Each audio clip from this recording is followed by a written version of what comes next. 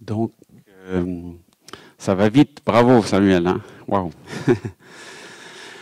Vous voyez toute la richesse de la parole de Dieu. Vous pouvez trouver ça sur YouTube, Jésus, parole vivante. Hein? Vous pouvez revoir le film si vous voulez le voir, parce que ça a été trop vite. Le regarder une fois. Et ça existe aussi, j'ai vu en anglais sur Internet, vous pouvez trouver Jésus dans la Bible, Jesus in the Bible. Il y a des textes aussi en anglais là-dessus. Mais ça montre, vous voyez, la grandeur de Dieu. Dans toute l'histoire de la Bible, depuis le début jusqu'à maintenant, il savait ce qu'il faisait. Il n'était pas dépassé. Et Dieu était déjà dans le coup. Dieu était déjà dans l'histoire. Jésus était déjà aux côtés de Dieu dans toute l'histoire. Et chaque chose a un sens quand on regarde le plan global de Dieu. Alors je vais vous donner certains des noms de Jésus maintenant. Notez-les. Puisque Jésus, il a des caractéristiques particulières aussi. Alors, il y a tout ce qui a passé là, mais je vous en donne avec les références. Jésus est admirable. Ésaïe 9, verset 5. Jésus est l'agneau de Dieu. Apocalypse 13, 8 et Jean 1, 29. Jésus est alpha et oméga. Plusieurs l'ont déjà dit. Apocalypse 22, 13. Jésus est notre avocat. 1 Jean 2, verset 1. Là aussi, si tu dois passer en jugement, tu vas chercher le meilleur avocat. Parce que si tu sais que tu as un excellent avocat, tu as des chances de t'en sortir. Et nous avons le meilleur avocat. 1 Jean 2, verset 1. Le meilleur avocat qui ait jamais existé, c'est Jésus.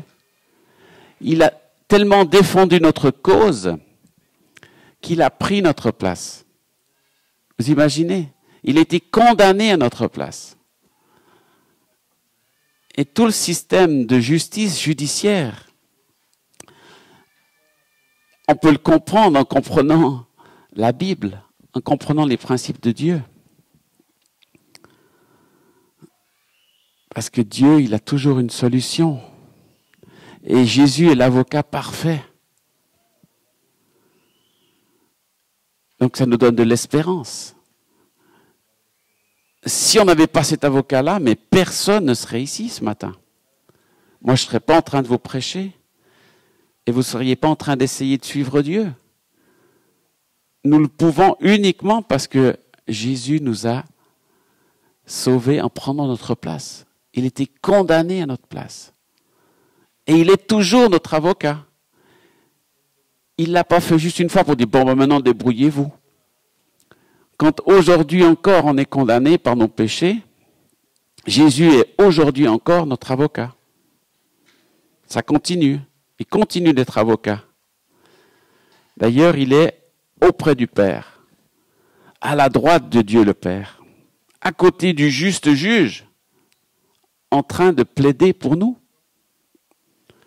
C'est son ministère actuel. Il est en train de plaider pour notre salut, alors que nos fautes nous condamnent toujours. Jésus, il est le bon berger. Jean 10, verset 11. Non seulement c'est un berger, mais c'est un bon berger. On s'est tellement habitué à des choses dans l'Église qu'on prend plus garde. Ah oui, Jésus, c'est le bon berger. On a des images d'un berger, d'un mouton. Mais réfléchissez un instant à ce que c'est être un bon berger. Il y a un berger chrétien qui s'appelle Philippe Keller, qui a écrit un livre, même 2 livres.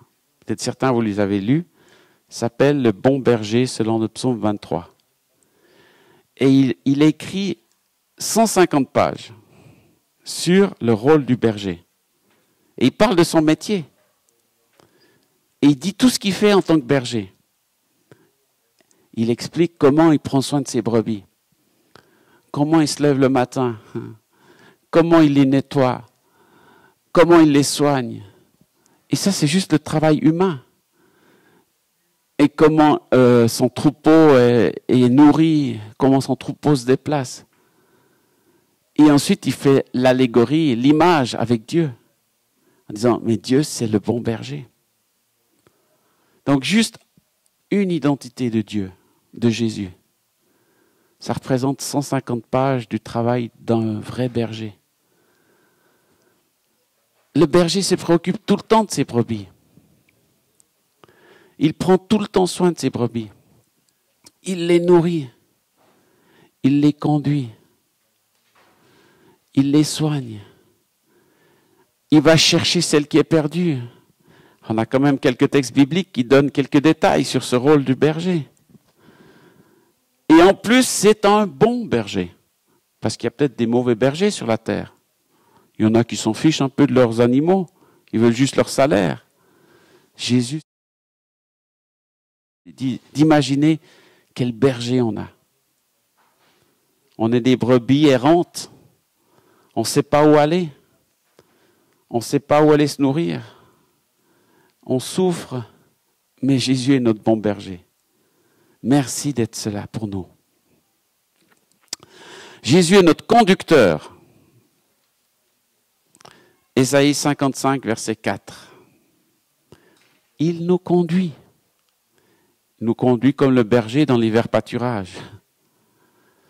Mais il nous conduit dans toute situation. Aujourd'hui, il conduit en voiture, en avion, en train.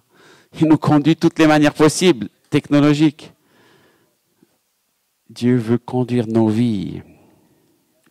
C'est son nom, c'est son identité, donc ce n'est pas un effort pour lui. Dieu est notre conseiller. Ésaïe 9, 5. Jésus aussi, il est le Fils du Dieu vivant. Il y a beaucoup de polémiques ou de discussions sur qui est Jésus. Certains disent qu'il n'était qu'un homme, et d'autres disent qu'il n'est qu'un Dieu, et on n'arrive pas à concilier les deux. Mais Jésus, il est les deux. Ça aussi, c'est quelque chose qui nous dépasse. Il est à la fois homme et à la fois Dieu. Il a été homme, tenté en toutes choses comme nous. Mais il est le Fils du Dieu vivant. C'est Matthieu 16, 16. Fils du Dieu vivant. Il est Emmanuel. Emmanuel, Dieu avec nous. Ésaïe 7, 5. Et Matthieu 1, 23. Tout le temps avec nous. C'est son nom. C'est pas un effort pour Dieu. Dis, oh Seigneur, si tu veux bien m'accompagner, s'il te plaît, aujourd'hui. J'ai des examens. Je vais rencontrer quelqu'un, ça va être difficile. S'il te plaît, sois avec moi. On pleure pour que Dieu ne nous abandonne pas. Mais Dieu dit, c'est mon nom. Je suis avec toi. Je suis avec vous tous les jours. C'est mon rôle. Donc je ne vais pas tout à coup vous laisser tomber. Jésus, il est le Dieu puissant. Ésaïe 9, verset 5. Voilà. Il est l'étoile du matin. Apocalypse 22, 16. Il est le Fils bien-aimé. Matthieu 3, 17. Donc bien-aimé de Dieu. Aujourd'hui, toute une religion entière s'oppose à cette pensée-là. Les musulmans disent tout le temps Dieu n'a pas de fils. C'est pas possible que Dieu ait un fils. Ils sont tellement convaincus, ils ont tellement peur de cette réalité qu'ils écrivent à l'intérieur de leur mosquée Dieu n'a pas de fils. La mosquée El-Aqsa qui se trouve à Jérusalem, sur le mont du Temple, à l'intérieur du dôme du rocher, ce dôme doré qu'on voit sur les photos de Jérusalem, ils ont écrit en grandes lettres, Dieu n'a pas de fils. Ils ont tellement peur, ils se convainquent eux-mêmes en disant, non, c'est pas possible, c'est pas possible, c'est pas possible. Dieu n'a pas de fils. Comme pour résister à cette réalité. Mais Dieu a un fils. Et c'est le fils bien-aimé de Dieu. C'est Jésus. Il est appelé aussi le Fils de l'homme. Matthieu 25, 31. Il est aussi appelé Fils du Très-Haut. Du Très-Haut. Luc 1, 32. Jésus est appelé aussi le Juste. Acte 7, 52. Il est l'héritier de toutes choses. Hébreux 1, verset 2. Vous imaginez ça? Héritier de toutes choses. Il a reçu le plus grand héritage. L'héritage total. Il a accès à toutes les richesses de son Père. Dieu ne l'a pas limité en disant, je vais voir si je peux te faire confiance, je te donne 2, 3 royaumes, puis on verra comment tu te comportes. Il a reçu l'héritage de tous les royaumes, toute la terre. Jésus est appelé aussi le libérateur. Alors pour ceux qui ont fait la semaine de délivrance, j'espère que vous avez expérimenté ce libérateur. Et il est encore le libérateur aujourd'hui. Romains 11, 26 et Psaume 18, 3. Il est le lion de la tribu de Juda. Apocalypse 5, 5. Le lion de la tribu de Juda. C'est lui le lion chef, le roi, celui qui conduit la tribu. Il est la lumière du monde. Jean 8, 12. Ça me fascine de penser que Dieu est la lumière. Vous savez, la puissance de la lumière. Depuis que l'homme a découvert l'électricité, a fabriqué un peu de lumière, combien on peut utiliser ça? Comment ça nous est utile? Comment on peut faire des choses grâce à la lumière? Non seulement nous éclairer, mais nous réchauffer. Et puis même, ça devient un outil avec des rayons laser, rayons de lumière, on peut faire beaucoup de choses. Donc on comprend un petit peu la puissance de la lumière. La lumière, c'est ce qui fait fuir les ténèbres. Vous arrivez dans une pièce obscure, vous allumez la lumière, tout s'éclaire. De la même manière que pour le soleil, si je vous demandais à un physicien de vous parler de la lumière, il va vous parler pendant des heures. C'est une discipline scientifique très poussée, la lumière. On peut faire tellement de choses avec. Et on peut comprendre tellement de choses. Il y a tellement de force, de puissance dans la lumière, par la lumière. Et c'est juste un des noms de Jésus. Et vous imaginez, il n'est pas juste une petite lumière. On chante « Ma petite lumière ». On imagine une petite bougie. Mais la Bible dit qu'il est la lumière du monde. C'est plus qu'une petite bougie, hein. Jésus éclaire le monde par sa lumière. Sans Jésus, le monde s'éteint. Il éclaire le monde. C'est lui la lumière du monde.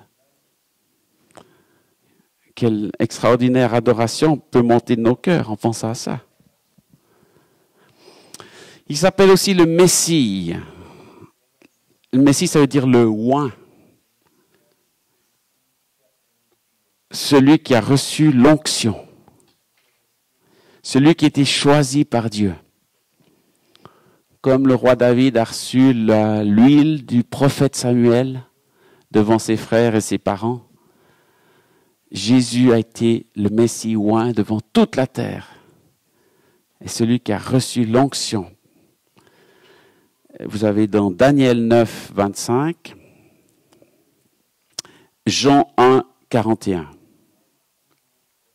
Jésus est le Messie d'Israël et le Messie de la terre.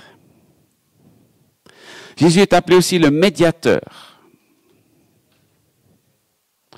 Celui qui fait l'intermédiaire. Aujourd'hui, ça devient un métier professionnel. Il y a des gens qui sont médiateurs. Médiateurs en politique, médiateurs dans les écoles, médiateurs dans les entreprises. Ils font l'intermédiaire entre, quand il y a des conflits, des difficultés, des incompréhensions. Ils parviennent à rassembler, à réunir et à rétablir la communication. Jésus est notre médiateur avec Dieu. Médiateur entre les hommes et Dieu. Dans Ésaïe 4, verset 2, il est appelé le germe de l'Éternel. Le germe de l'Éternel. la semence, le germe qui va porter du fruit. C'est impressionnant. Hein? Dieu a mis la vie en lui. Et cette vie, elle se transmet encore aujourd'hui. Vous savez, quand ils ont découvert les pyramides en Égypte, découvert comment entrer dedans, ils ont découvert plein de choses à l'intérieur. Et entre autres, ils ont découvert des semences de blé qui avaient plus de 3000 ans. Et ils ont pris certaines de ces semences pour les planter dans la terre. Et ces semences ont poussé. Le germe de vie était toujours là. La vie de Dieu était toujours là. Parce que Dieu ne change pas. Et quand il donne la vie, il donne la vie. Et il veut encore donner la vie. Jésus est appelé aussi le pain de vie. Jean 6, 35. Il est la pierre de l'angle. Psaume 118, 22. Jésus, il est pour toutes les professions. Hein. Il est pour les maçons, un pain, une pierre de l'angle. Pour les boulangers, le pain ou le germe. Il est l'avocat pour ceux qui sont dans la justice, le médiateur pour ceux qui sont dans l'enseignement. Et Dieu est concerné par chaque vie, chaque situation. Et il intervient dans chaque situation. Il est pour les agriculteurs, pour les bergers, pour ceux qui s'occupent d'animaux. Et il s'identifie à chaque situation de vie. Il est appelé le prophète aussi. Luc 24, 19. Toutes ces paroles sont encore prophétiques aujourd'hui. Les paroles que Jésus qui sont prononcées aujourd'hui ont encore un effet dans les vies. Donc c'est ça un vrai prophète. La parole porte du fruit après l'homme encore. Il est roi. Zacharie 9, 9. Matthieu 2, 2. Et il y a beaucoup d'autres qui parlent de Jésus le roi. Le soleil de justice. Michée 3, 20. Soleil et justice ensemble. Il est les deux. Il est le souverain pasteur. 1 Pierre 5, 4. Il est le souverain sacrificateur. Hébreux 4, 14. Et il est vie. Jean 14, 6. Il est vie. Voilà pour Jésus.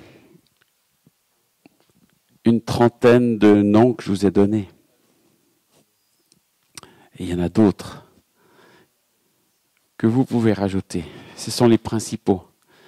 Mais vous avez, je ne sais pas si vous saisissez, moi ça me fait chaque fois vibrer de lire ça, de partager cela.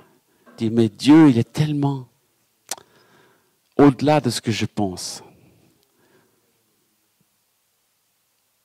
Et dans certaines situations, j'oublie. Je pense à une facette de Dieu et j'oublie une autre facette. Alors que Dieu, il est tout en même temps.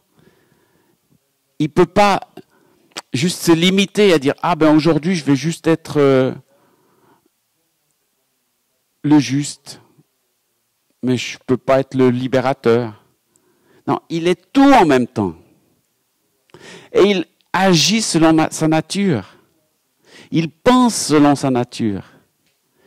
Il accomplit les choses selon sa nature. Donc les besoins sont très variés sur la terre. Tes attentes sont variées. Tes situations sont différentes d'un autre. Mais Dieu est capable, par son identité, par sa personnalité, de se manifester dans ta situation. Avec ce dont tu as besoin. Si tu as besoin d'un juge, il sera ton juge. Si tu as besoin d'un libérateur, il sera ton libérateur. Si tu as besoin de lumière, il sera ta lumière. Si tu as besoin de pardon, il sera ton pardon. Si tu as besoin de sa beauté, il sera ton Dieu admirable et splendide. Si tu as besoin de solidité, il sera ta pierre d'angle. Si tu as besoin de nourriture, il sera ton pain. Il est tout. Il ne fait pas d'effort. Il n'a pas besoin de chercher. Attends, je vais trouver une solution. Je vais aller regarder dans un dictionnaire ou sur Internet. C'est en lui. C'est dans sa pensée. C'est dans son cœur. Et il a passé des années et des années à se révéler. Et nous sommes à une époque de l'histoire du christianisme où nous avons reçu toute la révélation.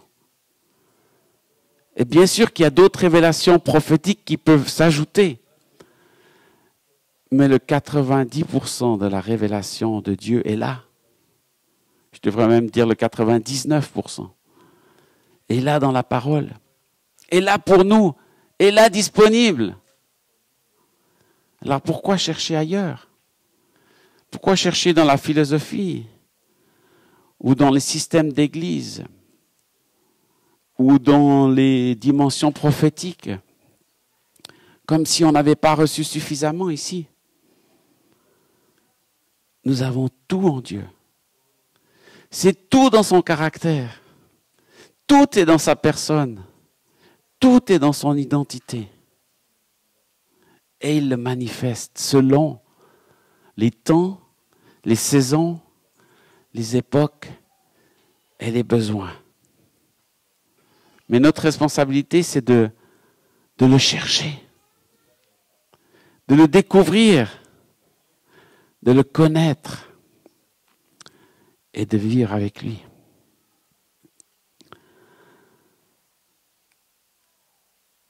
Alors, je vais vous montrer maintenant un autre petit PowerPoint qui montre la différence entre Dieu et Satan. Parce que finalement, on est souvent piégé parce qu'on colle sur Dieu des choses qui ne sont pas Dieu. Et qui sont des actions de l'ennemi. Mais on est tellement influencé par nos mauvaises expériences qu'on ne fait pas la différence. Pourtant, il y a une immense différence entre Dieu et Satan. J'ai mis grande, mais elle est immense. Une opposition totale entre leurs deux caractères et leurs actes. Et tout ce que Dieu fait, Satan cherche à le détruire.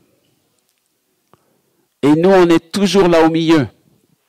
Et notre responsabilité, c'est de dire, non, je ne vais pas écouter la voix qui me détruit, mais je vais écouter la voix qui me construit.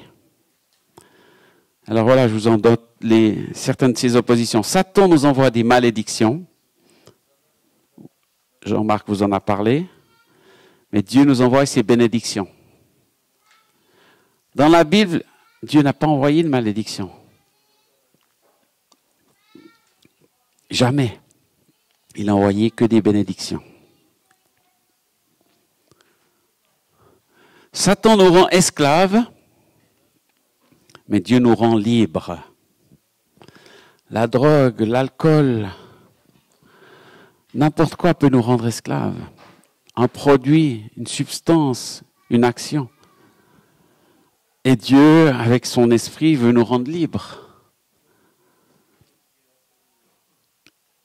Et à la conversion aussi, mais aussi dans notre vie chrétienne, à cause de certaines circonstances.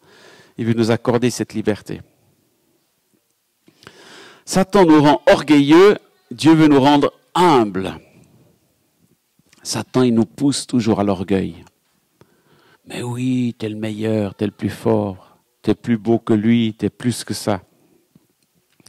Pour qu'on croie en nous au lieu de croire en Dieu. Et Dieu nous rend humbles parce qu'on dépend toujours de lui. L'humilité, c'est de dire, j'y arrive pas tout seul. J'ai besoin de Dieu. Satan veut tout nous prendre et Dieu veut tout nous donner. On a vu que Dieu, il possédait toutes choses. Et Satan, c'est un voleur. La Bible lui donne ce titre-là, voleur. Donc, qu'est-ce qui fait un voleur? C'est son identité, c'est son fonctionnement. Voler, prendre. Alors, bien sûr qu'on est dans le monde spirituel. C'est pas toujours visible, mais c'est quand même ce qui se passe.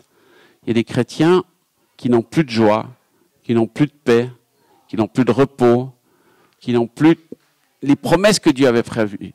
Est-ce que c'est Dieu qui ne veut pas les donner? Non. Dieu veut toujours les donner, ces promesses-là. Mais Satan les vole de toutes sortes de manières. Satan nous envoie des maladies, Dieu nous guérit. C'est jamais écrit dans la Bible que Dieu envoie une maladie. Et pourtant, il y a des tas de chrétiens qui disent à certaines églises, oui, c'est pour ma sanctification.